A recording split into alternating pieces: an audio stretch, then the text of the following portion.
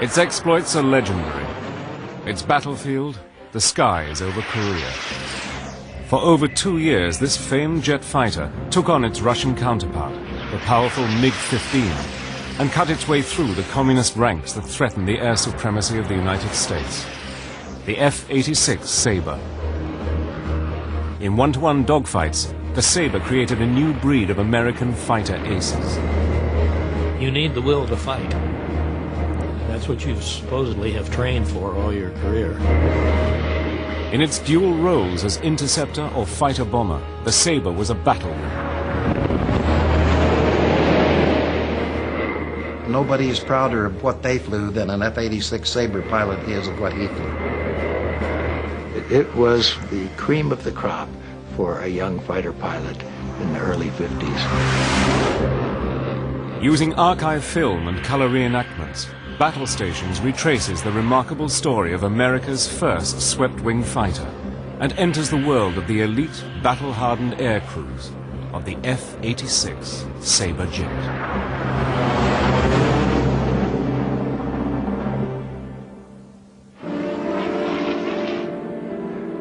By the end of World War II, the Allies were flying a series of classic fighter aircraft.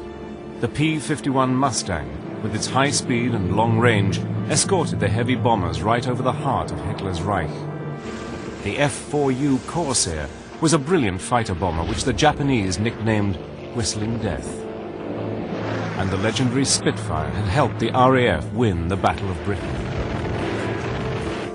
The pilots who flew these fighters were the elite of the elite. But all these planes were propeller-driven.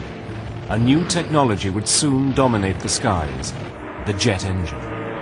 Only one nation, Germany, had deployed a jet fighter in actual combat by the end of the war, the super-fast Messerschmitt 262. In the years after the war, the race was on for the victors to develop jet fighters. The company that had designed and built the piston-engined Mustang, North American Aviation, was at the forefront of jet fighter development. The president of the company was Dutch Kindelberger, a very capable engineer, and also had an understanding of general management and had an influence over the designer, that you not only built an airplane that could perform, but you also had to design it so that you could produce it. James Dutch Kindelberger's design team, led by John Lee Atwood, one of the designers of the Mustang, had access to the data captured from the Germans at the end of the war. The Germans had experimented with a variety of aircraft designs before coming up with the swept wing of the ME-262. And it had an advantage in its speed and flying capability.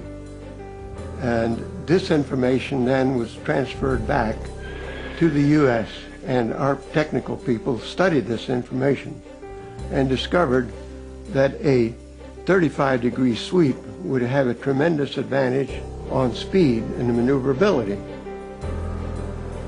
By August 1947, North American's design team had produced a prototype jet fighter designated the XF-86.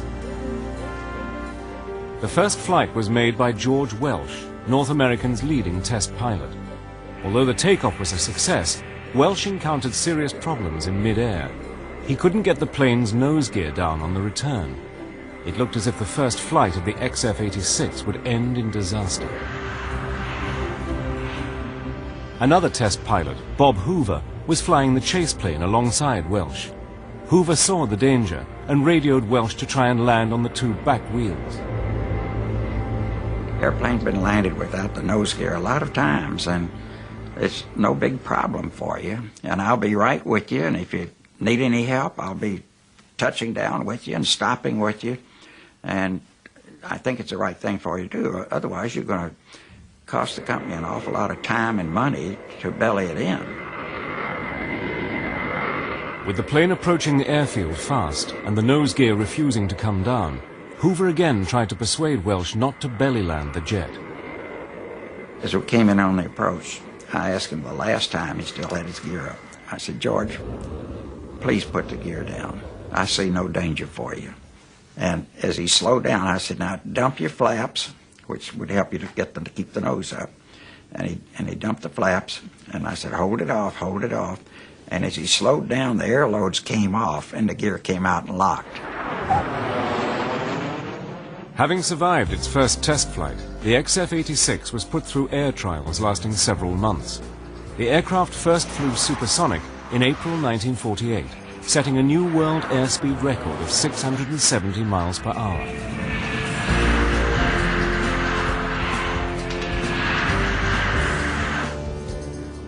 Now officially designated the F-86, the jet fighter first entered service with the US Air Force in the spring of 1949.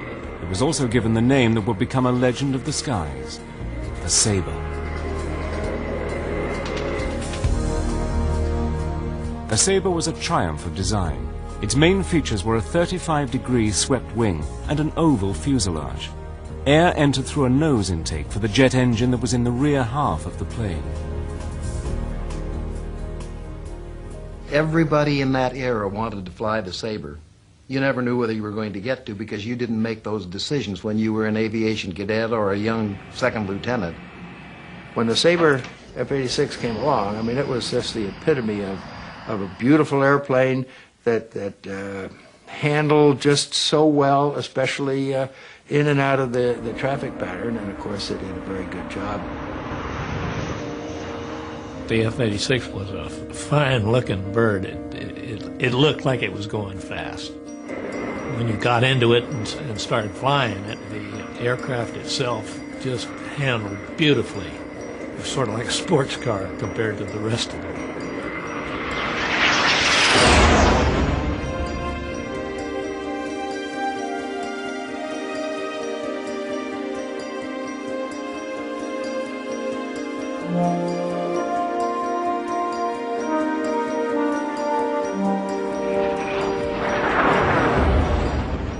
For these future Top Guns, the Sabre seemed to be invincible. But the Sabre would soon have its baptism of fire as its pilots found themselves in a life and death struggle with a deadly adversary in the skies high over Asia.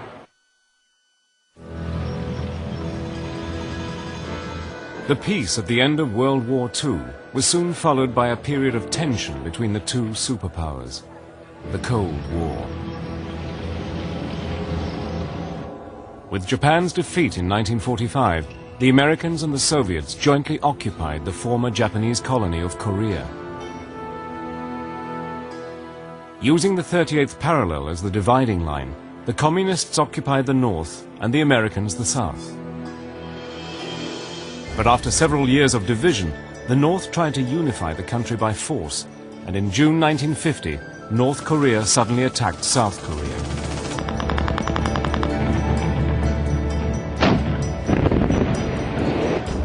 President Truman immediately pledged the United States to lead a United Nations force to defend South Korea.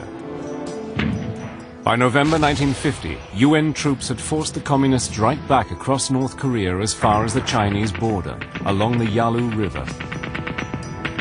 But to the amazement of the West, the Chinese now entered the war. Hundreds of thousands of Chinese volunteers came pouring down out of the mountains and threw the UN troops back in a major rout.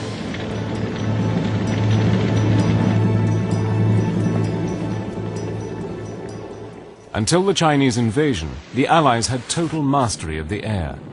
American B-29 bombers ranged freely over North Korea, bombing enemy targets without fear of attack. Now, flying out of bases inside China, a new jet suddenly appeared in the skies. It was a super-fast machine, the MiG-15. Allied bombers who once flew unchallenged suddenly found themselves easy targets. None of the Allied planes could compete with the Russian-built MiG. Losses mounted. The MiG was really designed to shoot down B-29s, or big bombers. It was armed with one 37-millimeter cannon on the right side under the intake, and on the other side there were two 23-millimeter cannon. If those big balls of fire started going by you, it was boom, boom, boom, boom, about that fast. And you'll never forget them. The US Air Force was stunned. They desperately needed something to match the speed and firepower of the MiG-15. Air power was clearly the major advantage that Allied forces had enjoyed at this point. So the MiG-15 was a huge threat to that. Its impact was enormous, and it forced the United States to deploy F-86 units which might well not have been deployed. It would take several months to get the Sabre squadrons operational for Korea. But US Command decided to rush out an advance party of Sabres immediately. 26 F-86s from the 4th Fighter Interceptor Wing flew from their base in Delaware to the west coast. Here the aircraft were wrapped and loaded onto the decks of tankers bound for Japan, where they would then be flown onward to Korea.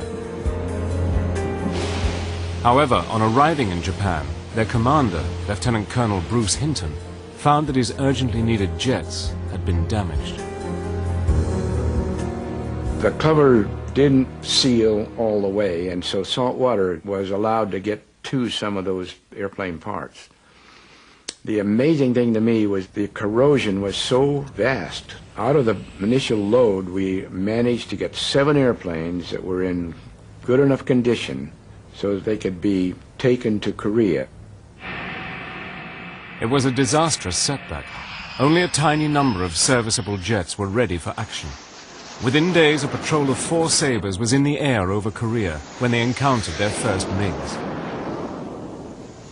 We spotted these 4 airplanes coming toward us at a very impressive high rate of speed. It was unbelievable how fast they seemed to be going compared to all other airplanes we'd been seeing up to then.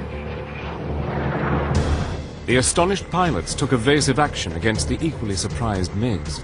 The lead Sabre rolled his jet to come up behind the MiG leader and fired. I used almost my entire load of ammunition on him before he finally looked like he was out of control and went on into the ground.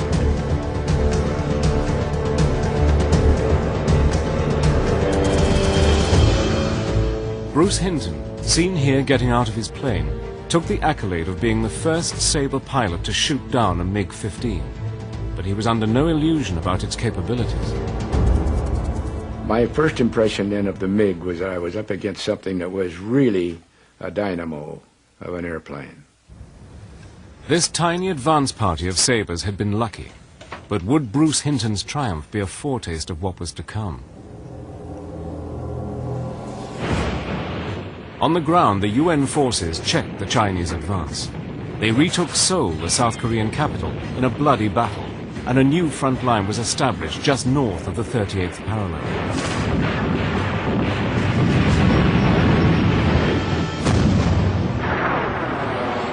The majority of the Sabres arrived in Korea in early 1951.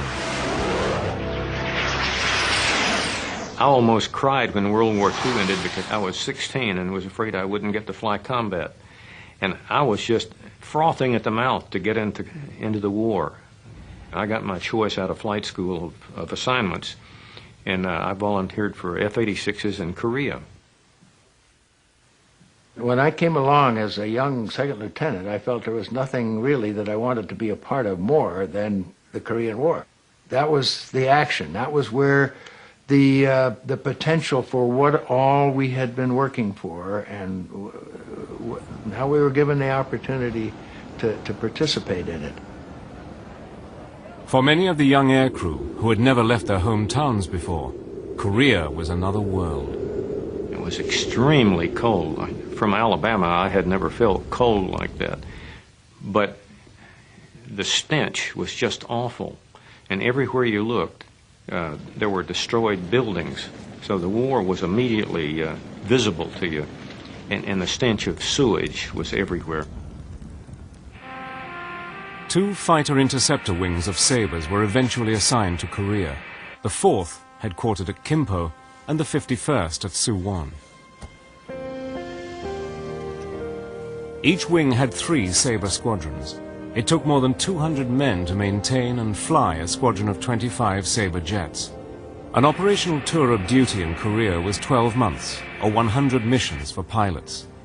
The men spent their tour mostly working and living on the base. Our quarters were up on a hill that overlooked Kempo Air Base, K-14, and it was an old Japanese fighter base, and we lived in Japanese barracks. We had a common latrine for the area, and then the officers' club, actually it was the officers' open mess.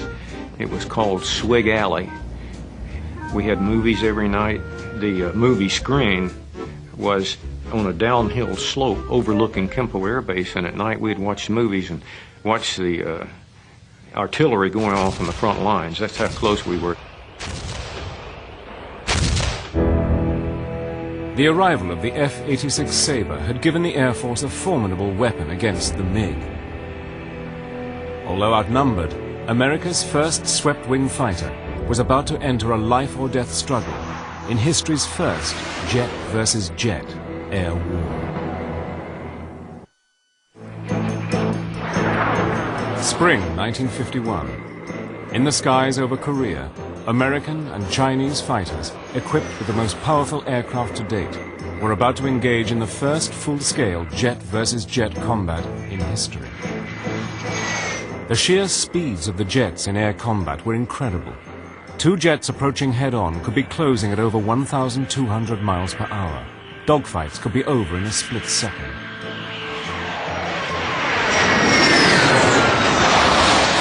At the speed you're flying, it doesn't take much of a split-second mistake in judgment to throw your aircraft in 3 counties away from where you really want it to be.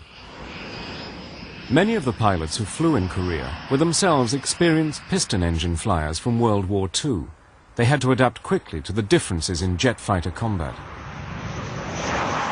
What it really did was to enlarge on the area that you covered when you were in combat. In other words, circling, attacking, dogfighting, and that sort of thing, at higher speeds required a lot more altitude and a lot more geography. And so that was the major difference. The Sabres were kept in bays protected by sandbags. Each aircraft was assigned a ground crew.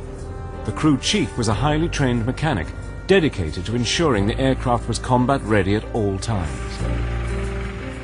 I would visually look at the aircraft and make sure that the wings were clean, the tires were inflated, the electrical system was all running and operating, and the instrumentation also was running.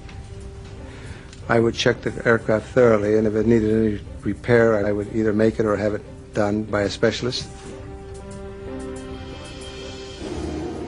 The bitterly cold winters were another problem for ground crews.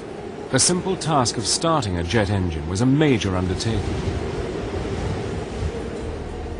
That extreme cold weather makes metal contract, and of course your aircraft is all metal. So it made it kind of hard for taking parts off and then putting parts back on. We had to learn to work with gloves because we didn't dare touch bare metal with gloves or we could lose skin off our fingers. And that actually happened to a couple of fellas that didn't take the precaution. A major problem with flying jet fighters was the intense pull of gravity, known as the G-force. The faster the acceleration, especially when the plane pulled out of a dive, the more serious the consequences for pilots.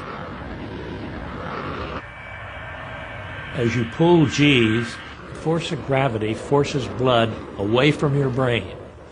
Eventually you'll black out and go completely unconscious. To combat this problem, the Air Force introduced a G-suit, which was a nylon girdle holding a set of rubber bladders across the abdomen and legs. These bladders would fill up. The more G's you pulled, the more air would be pumped into these bladders, and as a result it would squeeze your lower extremities to the point whereby it would prevent the blood from coming down here and your legs swelling up. In addition to the flying equipment, a pilot carried his .45 automatic, a Mae West, and a parachute. When we flew with those things on, with all this equipment inside, the first thing you noticed was when you got in the cockpit and you had to be assisted in, the crew chief, before you taxied out, had to reach across you and push the gunfire circuit breaker. You couldn't do it because you were too bundled up. So it was up to the crew chief to make sure your guns would fire when you got off the ground. Pilots liked the Sabre's cockpit. Its design was simple and efficient. The layout was good. The switches, the gauges were where you wanted them to be. And it was very easy to pick up rapidly where each one was and where the differences were. You had a fairly roomy cockpit, and you were able to turn around, and if you stretched and twisted, you could look directly behind you. The F-86 Sabre was armed with 6 50 caliber Browning M3 machine guns. When you fire those guns, you have approximately 1,500 rounds per gun. That's enough to make it fire about 45 seconds continuously, but you don't do it that way because then you're out of ammo. So you usually fired in short bursts. But when you did, that's the loudest sound you're ever going to hear, because 6 of those things on all sides of you is one loud noise. Yet despite its high rate of fire, the Sabre was outgunned by the MiG's cannons. We could hit the MiG a number of times, and the MiG wouldn't necessarily go down. But if the MiG hit an F-86 a few times with those cannons, the F-86 was not going to make it home. The MiGs were also better able to climb when fighting at lower altitude. The MiG had things that we would have liked to have. It could get higher than we could. That's a big advantage, because if you can come down on somebody, your chances of getting him are much better. They could get above us, and we couldn't touch them. The one big advantage the Sabre did have over the MiG was a better gun sight.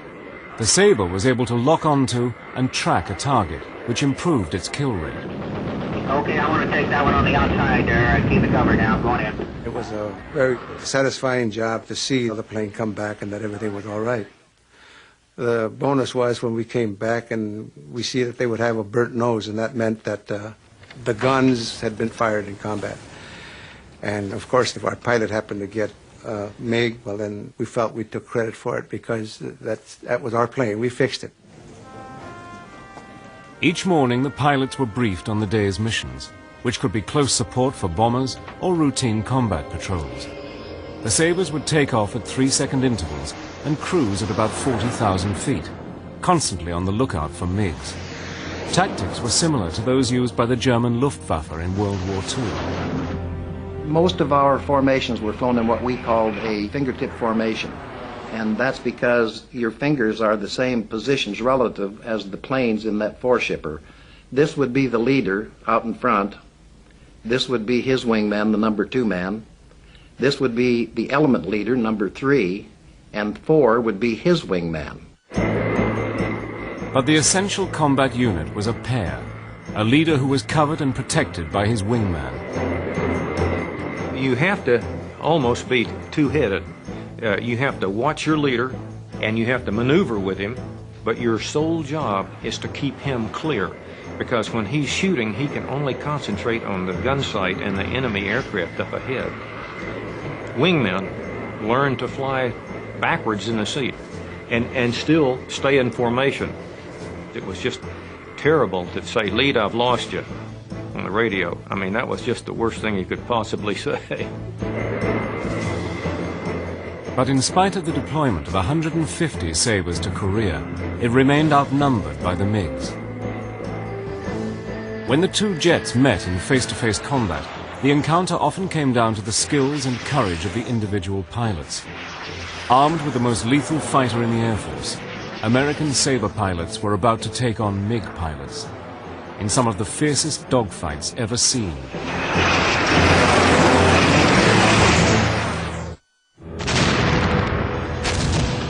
Initially, the Korean War was a bitter struggle for survival. But after 6 months of brutal combat, it settled into a war to contain communist expansion in Asia. Many in the US military regarded Korea as a war fought with their hands tied behind their backs. They believed they were not allowed by the rules of engagement to take the action that would bring total victory. The air war was mostly fought over North Korea. The MiGs were flown out of bases like Antang, across the border in China. The area in which they patrolled, preying on US bombers, was known as MiG Alley. It was here that most of the dogfights took place.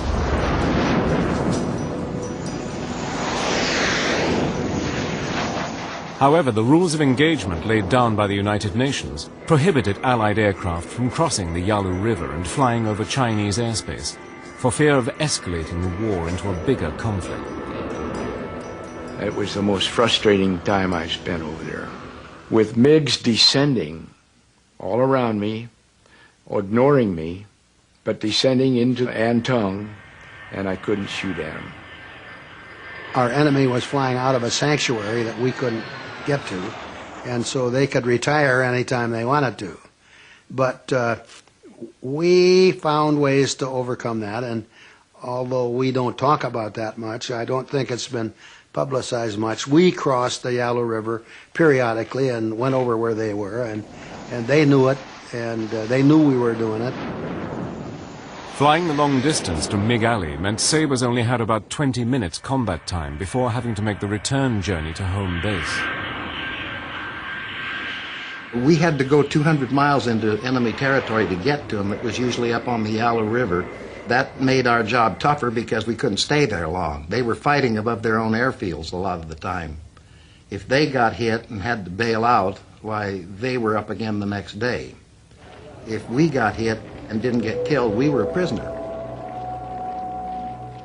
We knew that the North Koreans were killing our prisoners of war, and 66% of ours and the United Nations POWs never made it home. So we knew that it was a big, big danger.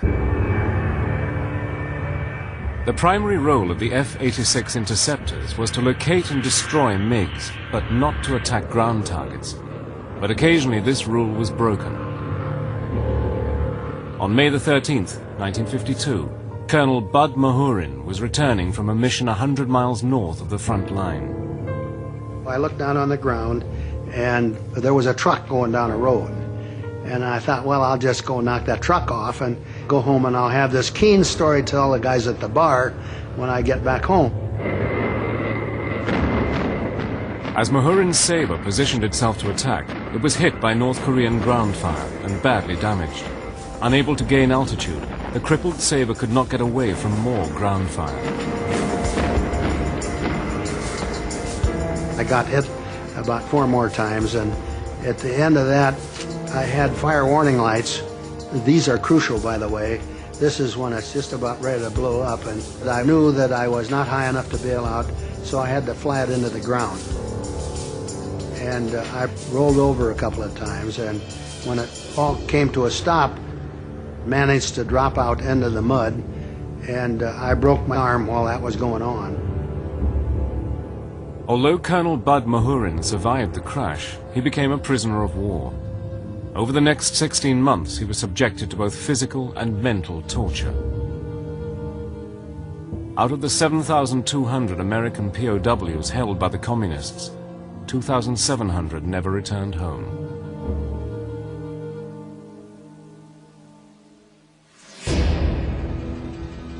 Although the Soviet Union was officially not part of the conflict in Korea, Russian pilots were actually flying MiG sorties and training Chinese pilots. But again, to avoid the risk of escalating the conflict into a catastrophic nuclear war, the UN never admitted in public that it knew Russian pilots were engaged in air-to-air combat.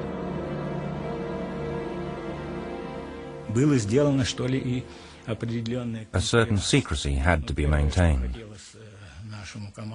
Because of that, we were supposed to always communicate in Chinese in the air.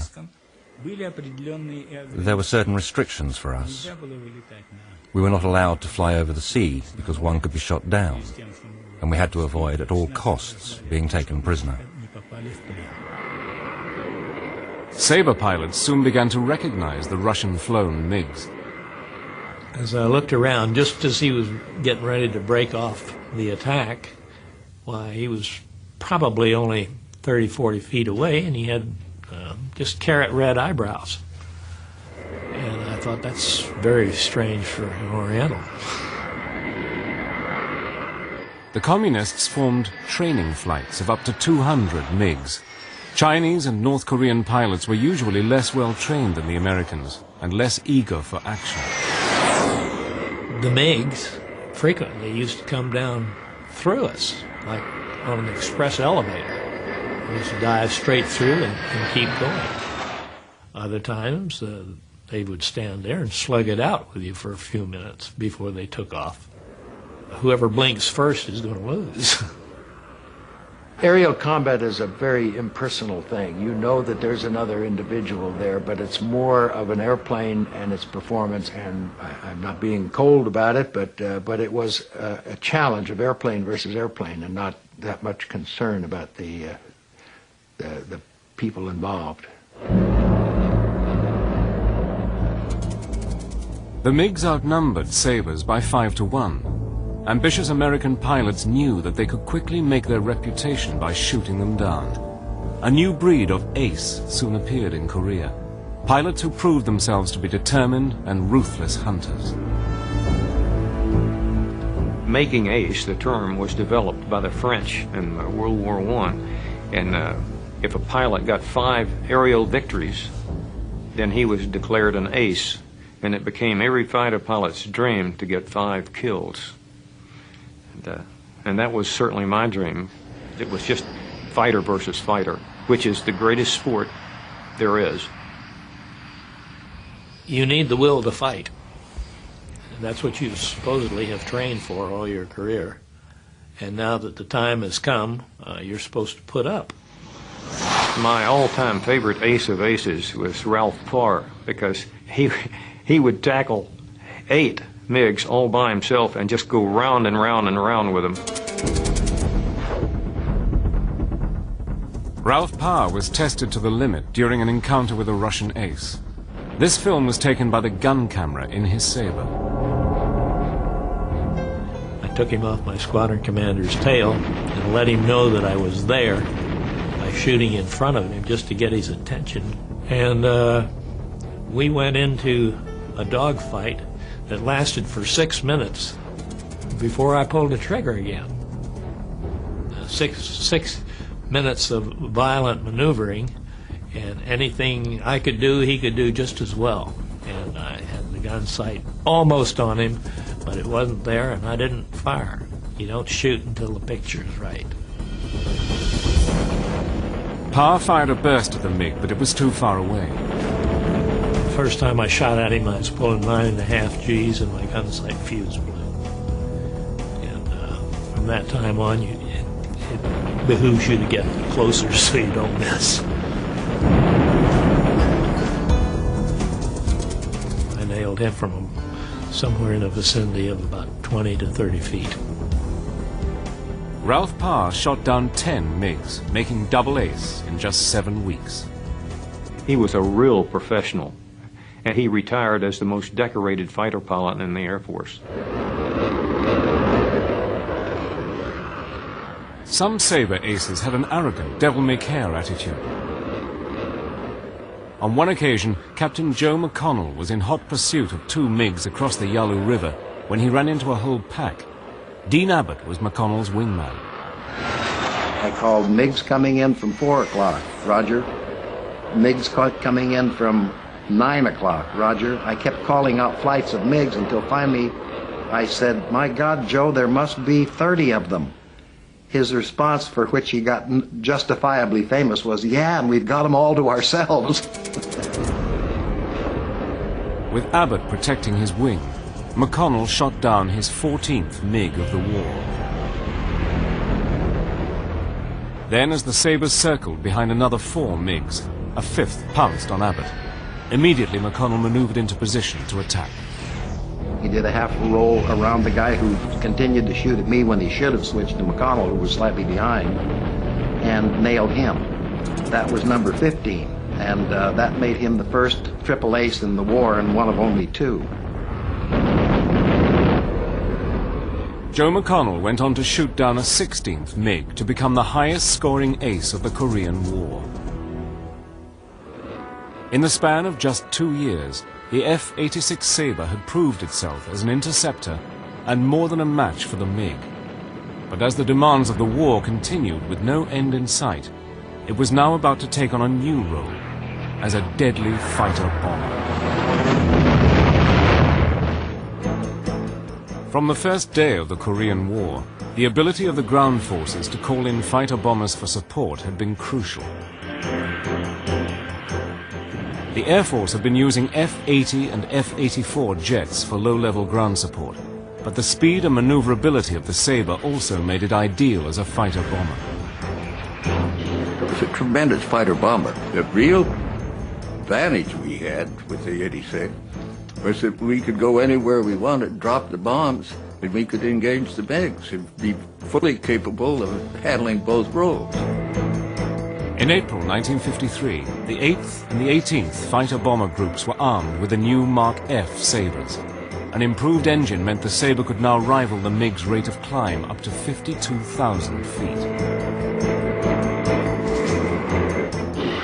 Air crews were now trained in low-level flying. Some pilots even transferred from the interceptor wings to join the new fighter-bomber groups. The interceptor guys, if they get MiGs, get the glory. But the real fun in flying that airplane was to hit targets on the ground. And it was a good airplane for that role, too. Meanwhile, in California, Bob Hoover, North American Aviation's celebrated test pilot, had been testing a new bombing technique with the F-86F when he was contacted by the Air Force.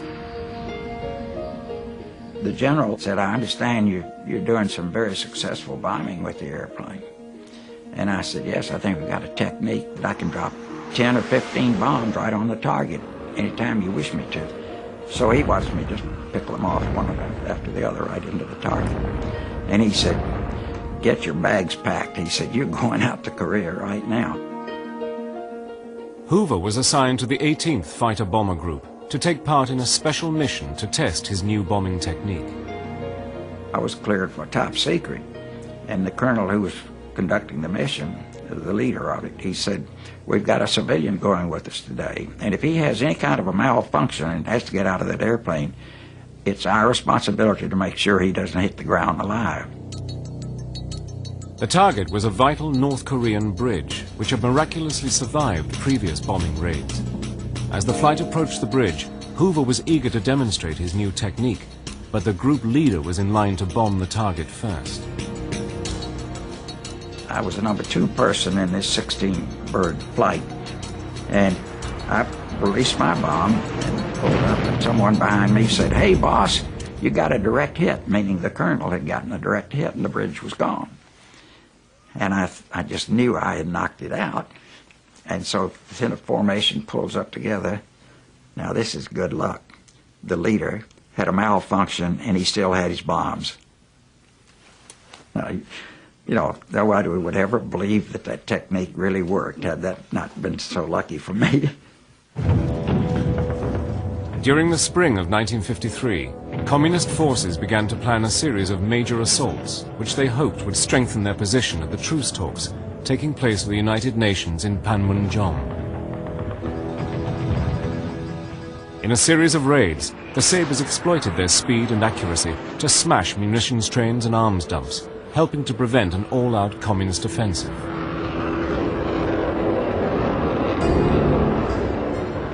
We could commence or dive at 30,000 feet. In about 20,000 feet, you could identify your target, and you go all the way in. You drop your bombs, the bomb goes off, and before they hear the noise of the aircraft. Returning from a low-level raid over enemy territory, D. Harper, a pilot with the 18th Wing and World War II veteran, suddenly felt the thud of flak hitting his Sabre. Within seconds, the compressor exploded and the engine seized. Harper hoped to glide the stricken plane towards the sea and sent a mayday to the rest of the flight. Harry Evans called me and said I was on fire. D, you better get out of that airplane. He said, you look like a Roman candle.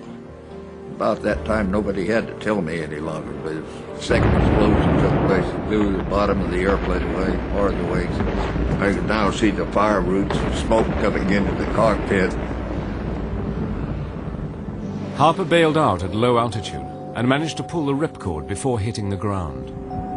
Despite breaking several ribs and causing a contusion of the spine, he managed to crawl behind a rock.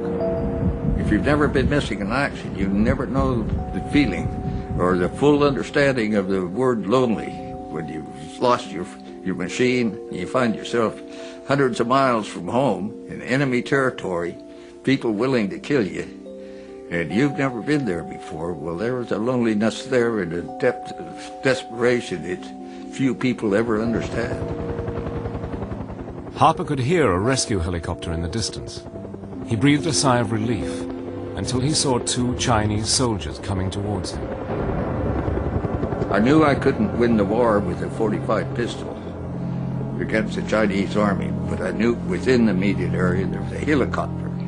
And I figured if I could control that area for 10 minutes with my .45 and get them in there, that would save me a long, long stay up at prison camps up in North Korea. So I made the gamble and I shot the 2 Chinese.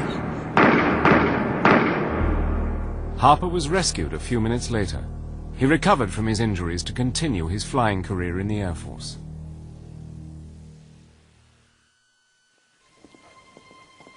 In June 1953, the talks at Panmunjom finally led to the signing of a ceasefire. To the soldiers and airmen in Korea, it was a relief. The war had cost dearly. 54,000 Americans had lost their lives. Chinese losses ran into hundreds of thousands, and the Koreans lost more than 1 million people.